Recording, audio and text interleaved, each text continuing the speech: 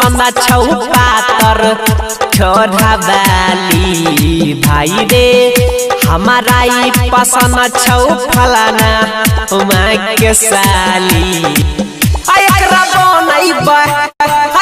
बनैबै हम अपन घर वाली हे साली तू ही बनबो एकर घर वाली तू ही छौ एगो पातर छोरा वाली डीजे विकास सीतामढ़ी एकरा बनैबै हम अपन घर वाली एकरा बनैबै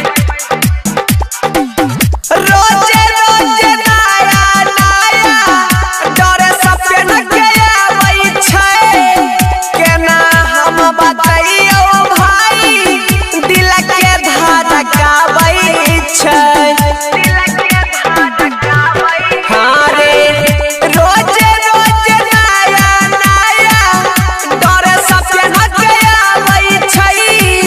केना हम बतैयो भाई दिल के धड़काबै छै आई रे देखै में लागै छौ सहरा वाली एकरा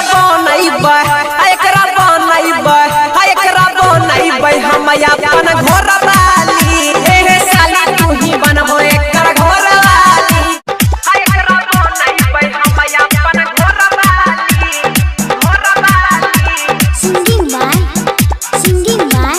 प्रिंस पेरिया दिल खुश गौरहवा गोइने छिकया सरे छौरा बिरसवा के बुझैत कहिया प्यास रे दिल खुश गौरहवा गोइने छिकया सरे छौरा बिरसवा के बुझैत कहिया प्यास रे आ राइटर इंगला सकीन के हदै छै होठ लाली राइटर इंगला सकीन के हदै छै होठ लाली